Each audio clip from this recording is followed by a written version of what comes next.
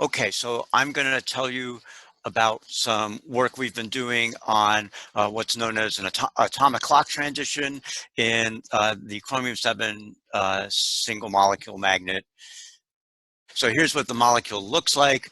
Um, the um, there's magnetically, it's basically a ring of chromium ions with one manganese ion, and the total system at low temperatures behaves as a spin 1 system. It's anisotropic, so this is the spin Hamiltonian, and because of the axial anisotropy, there's the 1 and -1 states are lowest in energy, but then because of this transverse anisotropy here, there's actually a splitting that develops at zero field, and the eigenstates here are the plus and minus superpositions of the +1 and -1 states. And so this behaves like what people call an atomic clock transition. There's an avoided level crossing near zero field here, and so if you're exciting the system at zero field with this frequency, then the frequency of the excitation is insensitive to fluctuations in the B field to first order, and so that should lead to an increase in the coherence time.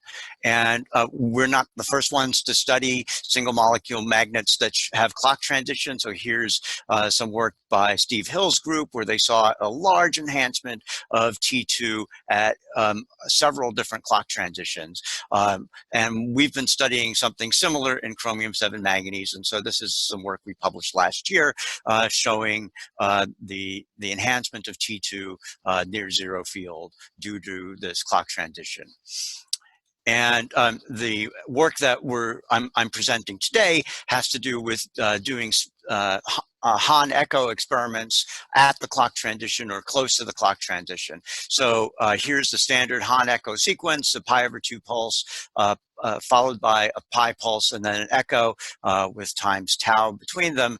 And remarkably, although this transition frequency is supposed to be twice the E value here, there's a broad range of frequencies ranging from around 3 gigahertz to almost 5 gigahertz where we can see an echo. So that's a large inhomogeneous broadening, and it is not related to a magnetic field or to D. It's only related to E. At zero field, that's the only parameter that can determine this transition. And so there's a large variation in this anisotropy parameter E. So we can do a bunch of interesting characterizations at zero field. So by adding an extra pulse and varying its duration, we can see nice Rabi oscillations.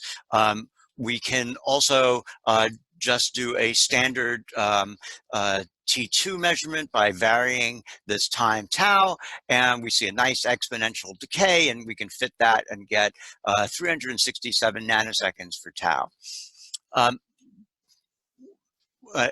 So what I was just talking about was Hahn echo, but you can also use the well-known Carr-Purcell-Mayboom-Gill method, which starts with a Hahn echo sequence and then adds pi pulses, as many as you want. And after each pi pulse, you get an echo. And so this is what you get from CPMG. This is basically what we see on our oscilloscope, a series of these echoes. Pi pulses are in between each of the echoes, and then by finding the area of each of these echoes and plotting it as a function of the evolution time, you can fit that and get a much larger value of T2, so 3.2 microseconds.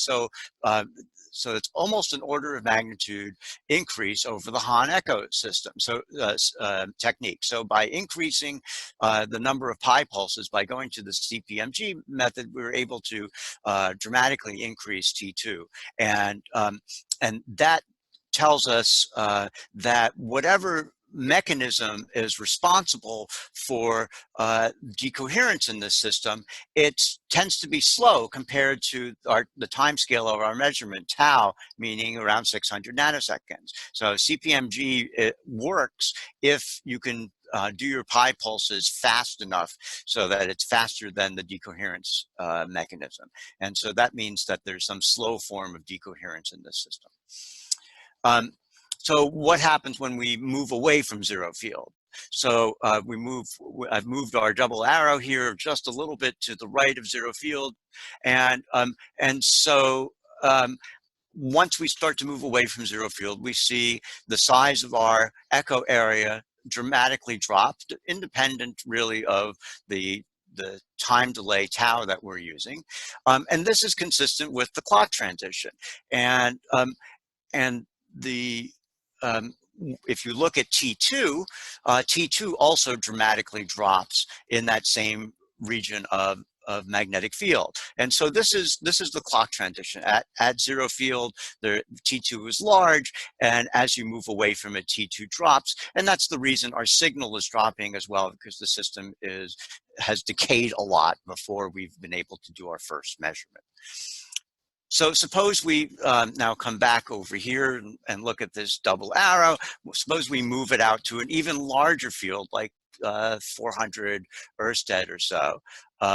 So this is what the rest of the data looks like as we go up to higher field. And there's this extra peak here at around 400 Ørsted. But remarkably, if we change tau, our time between our two pulses, that peak moves. And so it's not really an ESR peak at all. And the way we can diagnose what's going on here is we sit at one magnetic field, say right around here. And what we see as we change the time between our pulses is we see oscillations. And so instead of a nice simple exponential decay, note the log scale on the vertical axis here, we see these oscillations. What these oscillations are ECM, electron spin echo envelope modulation. And so if you don't know what ECM is, it's basically hyperfine coupling of the electronic spin to nuclear spins. And this oscillation is basically the Larmor frequency of the nucleus. And so this frequency matches that of the proton, or perhaps the fluorine nucleus that's also in our molecule. So we can look at how CPMG affects this measurement. So let's look at, say, this echo right here. So that echo at that point is due to a pi pulse at this green line. So suppose we put in another pi pulse and another one. And these other pi pulses would line up with the minimum of the ECM oscillations. And once you do that, your echoes decay much more slowly, and you don't see the ECM oscillations at all. Now we can try doing this with a different value of tau. So we can put pi pulses at these positions. And when we do that, our first echo occurs at a minimum of the ECM oscillation, the second one at a maximum. And so we haven't gotten rid of the ECM oscillations. Our signal actually goes up with time before going down. And the signal is much smaller. So if you compare these two sets, we have a long retention of our echo signal when we have 650 nanoseconds for tau, and a small signal when we have 950 nanoseconds for tau. And so if we look at how T2 compares to our measurement of the area here, we see that when we have this peak, this 400 Ørsted peak in our signal, we also have an enhancement of T2. And so, what that tells us is that, well, we have a clock transition in chromium-7 manganese. We can enhance T2 by using CPMG, and we can actually seem to dynamically decouple ourselves from the ECM oscillations by matching the CPMG period to the Larmor period. And so I'll stop there, and I'll be happy to take questions.